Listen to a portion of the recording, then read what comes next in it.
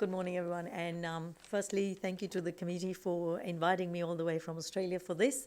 Much appreciated. I've had a really good time in Lyon at the conference, and so happy to share what we're doing in Australia here. So as the topic says, it is perspectives on future protein production. And I'd like to emphasize here that these perspectives are based on what we're doing in Australia, but we believe that the learnings and what we're doing in Australia are also globally relevant as well. So Anne's given a really good background on why we need to look at this. So we know the population's increasing to 9.7 billion. By 2050, we need to produce 71% more food to feed this growth in population using a much 55% less land. So therefore, we are faced with the challenge to produce food at a greater scale while reducing the environmental impact compared to today. And to meet this gap, we need to derive even more food and food protein from traditional sources. So this is your animal-based proteins, in addition to proteins from emerging and complementary sources that Anne also discussed as well.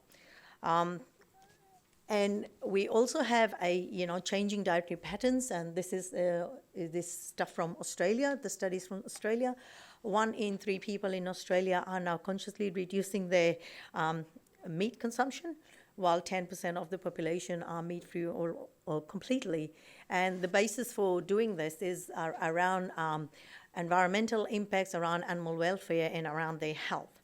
So to address this, what we're trying to do in our future protein mission is to look at that. And before I talk about the future protein mission, let me just explain what missions are in CSIRO.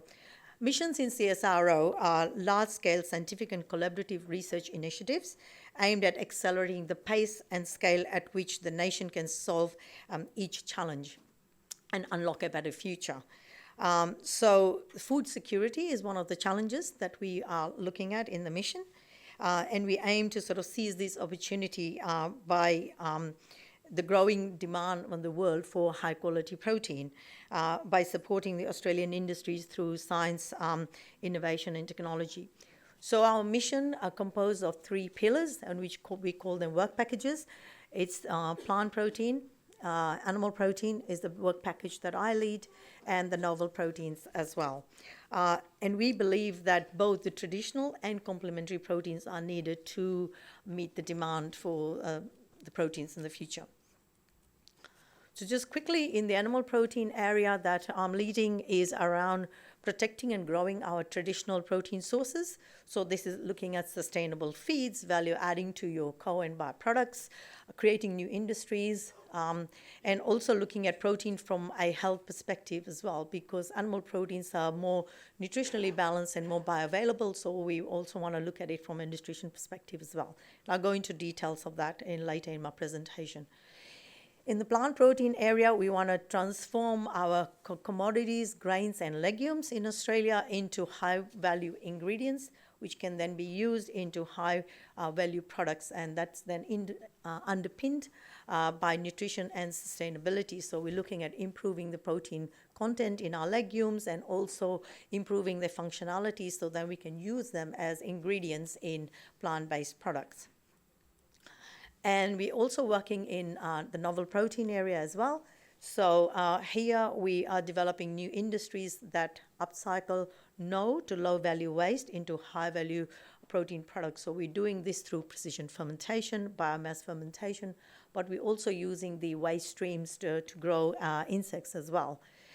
This being a novel area is attracted quite a bit of venture capital investment as well. And I'll talk about that later as well. So about 12 months ago, CSIRO published a protein roadmap. So the roadmaps we do in CSIRO are done through really wide consultation with the industry there. And basically, we found through this that by targeted investment into science and innovation, we're able to grow the protein industry in Australia by $13 billion by also creating nearly 10,000 jobs. So what we've done in the mission is we've used this as a blueprint to guide where we make our investments into science and technology, as well as infrastructure as well. Then about a couple of months ago, I should say, we had another roadmap again. This roadmap is done through industry-wide consultation. And this was now saying, how are we going to now bring this growth, this $13 billion growth that we're talking about?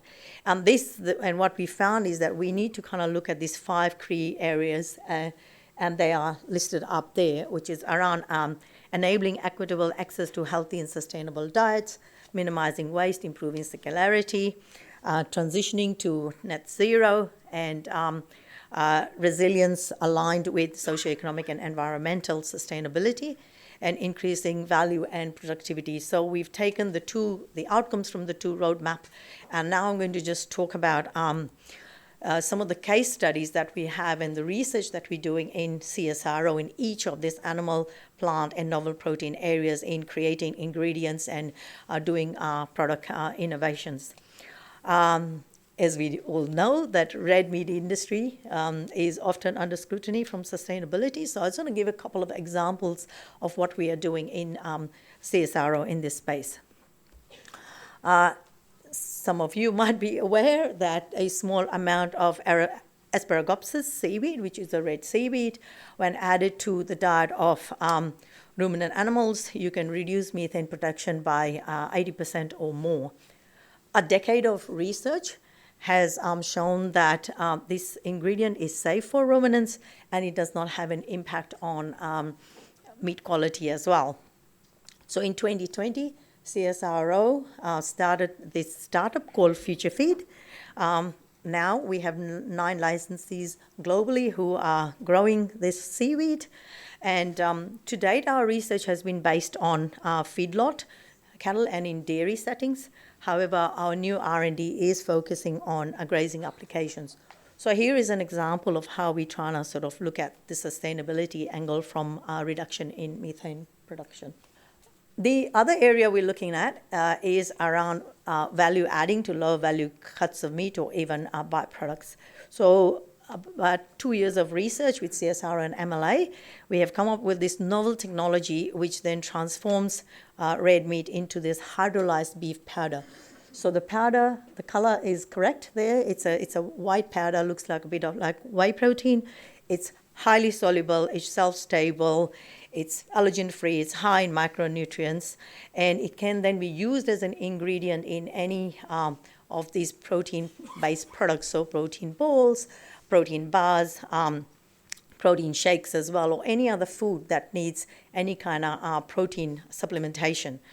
And also, especially like in aged care, we have elderly with sarcopenia, so it's good for them. And also it can be available to global populations as well, where there is protein deficiencies as well. We are currently looking at creating a startup for this technology as well. So this tech brings meat in a space where it doesn't exist, in the sense that you need to have meat either chilled or frozen for it to be maintain its quality and keep it safe. So by doing this in a shelf-stable format, it gives us a better opportunity to be available to different populations as well. And the other thing we're doing is growing more protein through a creation of a white flesh fish industry in Australia. So in Australia, we import about 100,000 tons of white flesh fish per year. And by doing this research, we're trying to increase the protein production, but also creating a model for sustainable farming of aquaculture as well. And we've taken a 2-pronged approach here. First of those is creating a whole new industry based on Trichinosis annec. This fish is native to Australia. It thrives really well in various environmental conditions, and we have been able to spawn them in captivity as well. This fish is fast growing, it has high fillet yield, and is good quality of flesh as well. So that's sort of an area we are currently working on growing the industry. The other one is looking at aquaponics. And aquaponics is where we sort of trying to bring in circular economy principles here. So we're growing fish and plant proteins at the same time. And we've done some research so far looking at low trophic fish and then growing high value crops with it. So the trial so far, we've used jade perch as the fish. We've been able to grow lettuce and herbs, but now we're currently investing in infrastructure so we can scale this up and grow proteins through this avenue as well. And you cannot have an aquaculture industry without aquafeeds, and I will touch on this later in my presentation. So then we move away from animal side and look at alternative, or as we call them, complementary proteins. And I know, and we've looked at we're sort of saying there's a bit of a decline, and I think the plant-based industry maybe is going through a bit of a reset, but we do believe that there is future growth in microbial-based proteins and maybe cultivated meat as well. One of the areas that we are seeing growth in at the moment is around molecular farming. So molecular farming is where you genetically modify a plant to produce an ingredient. It's a bit like precision fermentation, but you're doing that in plants. So in CSIRO, we have successfully produced a genetically modified canola, which is high in omega-3 fats as well. So we know that this can be done, and this area is attracting a lot of VC funding at the moment. So just looking at plant protein and what we're doing in CSIRO, we believe that in plant protein side of things, we need to look at the production side as well as the processing side and focus on legumes that grow really well in Australia and bring that into the plant protein sort of feedstock. So the target protein of interest for us in Australia is lupin and chickpea. And what we have shown that in soy protein, by targeted breeding of soy protein, you can actually increase the protein content of soya. So we're trying to bring that knowledge and trying to increase the protein content of our legumes. And then on the extraction side as well, we are trying to sort of come up with better and more efficient extraction processes as well. So we are looking at dry fractionation as one of the process to see if you can get better extraction. And also there is a bit of additives is one of the things as well that's used to extract the protein out of the soy and the legumes as well. So we're looking at how do we do that as well, come up with more sustainable, I suppose, or more non-additive kind of methods as well, and believe that dry fractionation also looks at that too. The other area we're investing in is scaling of the texturization capacity. So as we know that we can't use plant proteins on their own. Usually if you're making plant proteins into products, we need to texturize them to make it into a TVP of some sort. So we're looking at putting science in the space where we can then take the protein from our legumes, texturize them, and make them so they can be used as ingredients in plant-based alternatives, I suppose. So these are all of the areas that we are investing in CSIRO: extraction and separation, drying and extrusion capability, so we can help the industries. Just quickly want to touch on a couple of few industries we've helped. So with Australian Plant Protein Company, they do faba beans, and we are able to help them with their process and get their protein concentrate to about 85% protein. Then there's Wide Open Agriculture, who do lupin. So we help them scale up their process and got their concentrate up to about 75% protein as well. And you might be aware of V2 Foods. It's a startup that came out of CSIRO. So initially we helped them and developed products for them, plant-based products, at very short time frames, about 9 months. And then we have continued to support them with R&D so they can continue to make products that the consumers want. Then in the fermentation space, we're looking at both precision fermentation and biomass fermentation. And I know people are going to talk about precision fermentation. So the only thing I wanted to mention here is that we've had 2 startups out of our science in precision fermentation. So we've got Nourish Ingredients. Nourish are producing, through microorganisms, they are producing an animal fat that can give you flavor. So this is to be used as a flavor ingredient in plant-based meats. And then we also have Eden Brew. Eden Brew are growing trying to grow casein micelles through precision fermentation as well to make milk without the cow. So those are the areas we are working in there. We're doing some work in traditional fermentation as well, but I won't go into details of that. But just wanted to focus on biomass fermentation.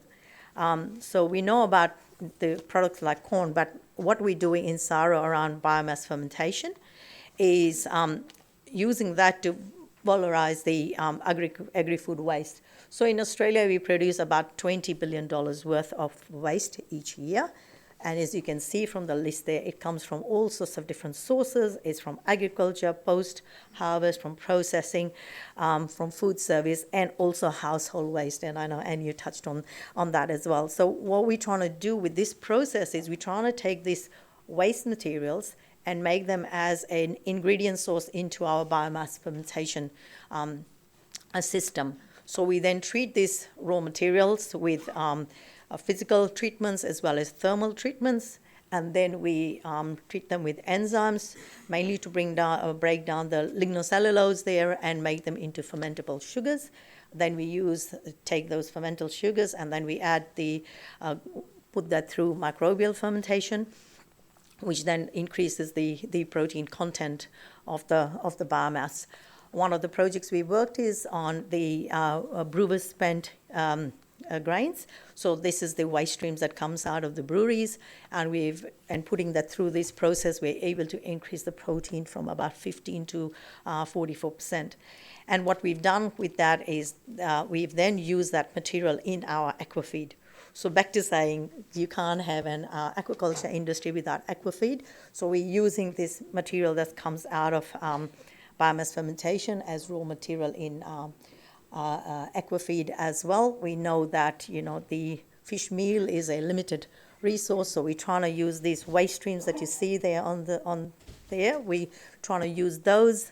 We've used canola meal and all sorts of other waste streams into our aquafeed, and done trials with fish and prawns, and we've had some good results. So of course we are going to focus on the nutritional side as well. It's not just giving them feed and getting growth, looking at what the nutritional content of this protein looks like as well. So in conclusion, I'd like to say that don't believe that it's our job to tell consumers what to eat, but I think it is our job to come up with science and innovation that actually then gives consumers the choice to make a decision about what they want to eat. And so if you look at, we are working in this whole range, except for the cultivated meats. So if people want to, continue eat the animal protein, they have so, but we need to think about sustainability in this space, and we also need to looking at making the most out of the whole animal, so value adding to the whole carcass. Then there is blended products, so people that are flexitarian and are constantly trying to reduce their animal meat intake, they can have these blended products with plant and meat together. Then there is just plant-based for vegans and vegetarians, so we have not just the meats, but we also have milks there as well. And then you have these products which are hybrid. So these hybrids that we're calling is plant-based, and then we using fats that come out of precision fermentation can go in there to improve the flavor of that. And then at the end we have cultivated meats as well. So I just, in conclusion, just wanted to say that we think there is lots of opportunities in all of the plant, the animal, and the novel protein spaces as well, and we can add to the protein for the growing population of the world, whether it be in the food form or in the feed form as well. So with that, thank you.